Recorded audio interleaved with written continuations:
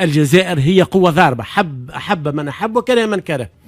بالنسبة للمغرب اللي حكيت عليه معناها فهمني السياسي الأزهر، المغرب هذا أكبر عدو لينا معناها فهمني معناها. السلام عليكم، اهلا ومرحبا بكم خوتي خواتاتي. فيديو جديد بخصوص صحفيه الدكتوره اللي داتها فرنسا من الجزائر عبر تونس وداتها لفرنسا، وفي يومين دوك زدتها في قنوات ديالهم وكذا. المهم الخوت غتشوفوا الصحافه التونسيه كيفاش كيهضروا على المغرب. واحد التونسي كيقول لي المغرب عدو ديالنا وكذا ودار لينا. قلت انا ربما الصحفي يكون كيبني على شي حاجه، قلت نشوف شنو هي الاسباب. قال لك المغرب كيبيع الفوسفات ديالو وكيصدر الثروات ديالو وكذا. ايوا على خويا حنا غنبقاو مقابلينك؟ ما يمكنش اخويا، حنا غنبقاو مقابلينكم نتوما الجزائر بوليزاريو وكذا تيندوف كذا. اخويا نساو علينا داكشي. المغرب خدام كيقضي في المصالح ديالو وسيدنا الله يخلي لنا. والمهم الخوت غتشوفوا هذا التونسي هذا كيفاش كيهضر. المهم الخوت راه قال هذاك الجزائري قال لهم تونس ولايه جزائريه، راه ما كذبش. المهم الخوت نشوفوا الفيديو ونتلاقاو منه. بالسياده الوطنيه، اكد رئيس الجمهوريه على السياده الوطنيه، لكن السياده الوطنيه راهي ماهيش شعارات. السياده الوطنيه وقت اللي مثلا كيف ما في قضيه المعارضه الجزائريه نختاروا انه لن نتبع الاجراءات نتاع شخص دخل بطريقه غير قانونيه للتراب التونسي ومن المفروض نرحلوه لبلاده وتصير بالطريقه. انا نحبذ انك تخرج وتقول هذه المعارضه لن تتمتع بمحاكمه عادله في الجزائر، فاخترنا ان نخليوها تغادر لفرنسا. لا بالنسبه لعبد الفتاح طاغوتي مش يرد عليه فهمني.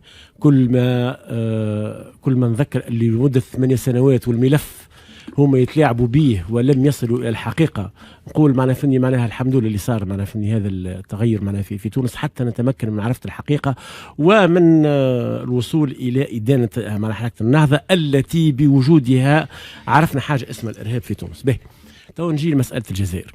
شوف يا جماعه باش نقول حاجه قد تكون معناها موجعه، لكن ردوا بالنا. الصراعات متاعنا في تونس التي خرجت عن كل الحدود وكل معناها الأعراف يا أخوي نقبلوها في صراعنا الداخلي. عندما نتحدث عن الخارج ردوا بالنا. العلاقات الدولية راية تحكمها معناها قوانين ومعناها موازين، ماهيش كيما معناها شيء اللي معتنين به في الأمور الداخلية التونسية. نحب نحكي شوية على الجزائر. تفضل. الجزائر راهي اللي ما يفهمش الحكايه هذه وخلينا معناها النعرات الواحد. الجزائر راهي الجزائر معناها فهمني هي المنطقه اللي فيها لي باسان فيرسون تاع الوديان التونسيه الكل، باش ما ننساش الناس. راهي الجزائر عندما معناها فهمني صارت لنا مشاكل كبرى وصلنا لتونس معناها فهمني الى حاله صعبه لابعد الحدود وبقينا الجزائر. اليوم في معناها إعادة تشكل الخارطة الجيوسياسية في المنطقة. الجزائر هي قوة ضاربة، أحب من أحب وكره من كره. بالنسبة للمغرب اللي حكيت عليه معناها فهمني السياسي الأزهر، المغرب هذا أكبر عدو لينا معناها فهمني معناها في المدة الأخيرة. ما نعرفوش ايش عملت معناها المغرب في مسألة معناها الواحد في مسألة الفوسفات، ما نعرفوش المغرب ايش عملت معناها في مسألة السياحة في تونس. هذه دولة معناها تآمرت علينا فهمني وتحب تلوج معناها فهمني اي مشكله معناها فهمني. المغرب تتآمر ضد تونس اليوم من قبل تتآمر مع شكون تتآمر؟ حتى مع الصهاينه. تيلي خشنيه اخي المغرب اليوم تكبر معناها فهمني حليف للصهاينه. ناس جابوا الصهاينه معناها فهمني المغرب العربي اللي عملها حتى حد قبل فهمتني. بالنسبه للعلاقه مع الجزائر ردوا بالنا فهمني. صحيح نتعاطفوا مع مواطنينا الى اخره كل شيء، لكن ناخذوها معناها فهمني ناخذ كلهم يسيبوها منا يروحوا على الاقل. شو احنا قلنا نستعمروهم؟ كلهم يسيبوا مواطنينا يروحوا. باهي سي لازر خليه يكمل فكرته بعد نعطيك المجال تتفاعل معاه. تفضل سي رافع. نفضل انه معناها الاتصالات تصير معناها فهمني معناها على اعلى مستوى ويتم حل المشكله هذه بطريقه معناها فهمني عقلانيه وبطريقه معناها فهمني ما تفتحش المجال انه ناس تبدا معناها فهمني دق في الاسفين معناها ما بيننا وبين الجزائر. راهو الكلام اللي قلته بكري معناها عندما قلت لك اللي الجزائر اليوم اصبحت قوه اقليميه ضاربه، مش انا قلتها، راهو قالها قائد البحريه الفرنسويه في المده الاخيره، والناس الكل تعرف اللي معناها الجزائر ستلعب دور كبير. والجزائر ربي يزيدهم مانيش حاسدين. رافع رانا نحكوا على موضوع واحد. أي مواطنين لا ردوا بالنا اللي ما عندهمش تواليت وما عندهمش دواء ردوا بالنا. السكر. خاطر بكري معناها سيادتك حكيت على توظيف الملفات، ونقول لك انا معناها حتى المشكله هذه اللي هي معناها مشكله صحيح انسانيه واحده كل شيء، لكن معناها مش معناها فهمني معناها بحجم انه يتم استعماله في دق الاسفين ما بين اليوم اكبر تحالف ينجم يصير في المنطقه ويعطي لتونس معناها فهمني بعض ادوات على الاقل السياده، فهمتني، اللي هو معناها في العلاقه بين كرتاج والمراديه. اليوم اردنا ام كرهنا المنطقه هنا ريناها كيفاش تم استباحتها من طرف معناها فهمني الحلف الاطلسي، جاء ضرب معناها ليبيا طيح دوله كامله.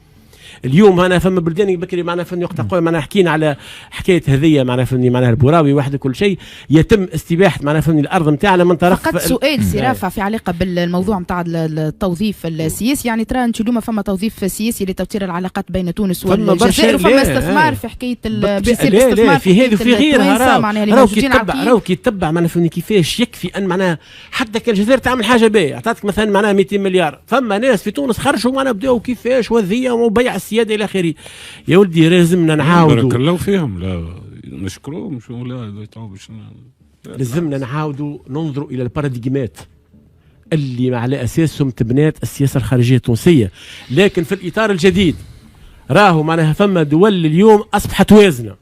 اليوم حبينا ولا كرهنا راهي تونس معناها فهمني العلاقات نتاعها القديمه وصداقاتها القديمه الى اخره اليوم راهي ليست هي العلاقات اللي يمكنها ان تجتاز الازمه نتاعها وان تكون جزء من المعادله مستقبلا.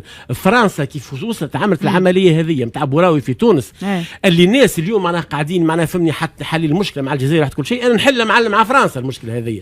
فرنسا هي اللي معناها في اصل الازمه هذه، فرنسا هي اللي اعتدت لا فقط على السياده التونسيه بل اعتدت ايضا معناها على الداخل الجزائري. اي السؤال هذا شكون وجهوه سي رافع؟ شكون ينجم يجاوبنا فيما يتعلق بالنقطه هذه اليوم؟ خلينا نتفاعل معاك برك. تفضل. انت بديت بدايه نظريه من احسن ما ثم، العلاقات الدبلوماسيه والدوليه رصينه وهاد او لازمها عقل. قديش عندك من مواطن يعيشوا في فرنسا؟ شعب كامل اكثر من الدوله القطريه والبحرينيه والطلعه شنو هو؟ عندك مليون لا ما قارنش المواطن التونسي اللي عايش في فرنسا بالكفيل التونسي اللي عايش في معناها في الامارات. لا فرق. لا فرق. لا لازم. الخوت كان هذا اول فيديو، ما تنساوش دعموا القناه هذا فضلا وليس امرا، واللي ما مشتركش معنا في القناه يفعل الجرس باش يوصلوا كل جديد ديالنا. والسلام عليكم ورحمه الله.